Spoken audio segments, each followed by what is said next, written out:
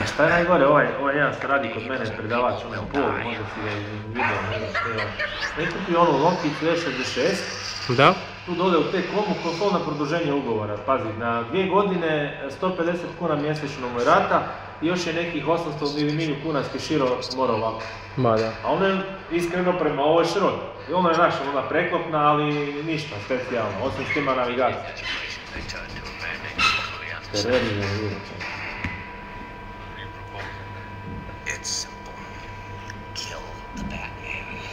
I sad ne radi još tamo ovaj stari software, za stari Symbian operativni ne radi još sam software, sad su tek počeli raditi.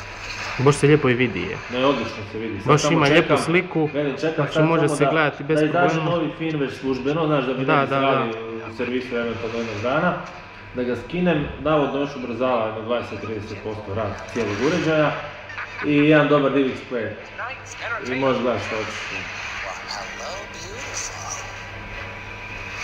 Kuć, aparat je nešto normalno, nije ništa ekstra, aparatić ima to osvjetljenje i sve, ali generalno šta ima mobitel, Google Talk sam si stavio, Gmail, Word, nema što nema, znaš ono, sve živo. Ima glasovnu navigaciju i sad sam gledao po forumima, ekipa je počela na nju Garmin, onaj program trpat nutra. Ja ga imam ovdje na 90.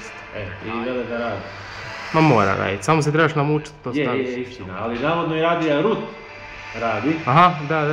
Ali ja sam ga kupio, pazi, ja sam ti do četvrtka, nisam prije imao te telefončiće, nije mi se dalo s njima zabavati. Jer ovo što sam prije imao u rukama, iPhone, ovo, nisam bio zadovoljan zbog veličine, nije mi bio čep. Ja sam malo ovoga snimio, dole mi ga je majstor aktivirao, kad sam se počeo s njim igrat, rekao, stari moj, za te pare bez baj. I baterija, sad dobro, ne mogu ti sad ovoga zlagat, pošto sam ju petak kupio, računaj, evo, petak, drkanje cijeli dan, subota, nedelja, evo, jučer sam ju na večer tek stavio puniti. Nakon 2,5 sata je puno. Po meni, kad se našano ispucaš sa tvim džiđama, po meni 3-4 dana bi trebala baterija držati bez problema. Od koliko je baterija unutra? Ne znam, nisam gledao koliko je miliwati, ali ono, Raja kaže recimo iPhone svaki dan ga moraš puniti praktično. I nije promjenjiva baterija da je... Da, ovo sve nastaviš unutra, ko običan usrani mobitel. Skineš poklopac, vadiš bateriju, vadiš karticu.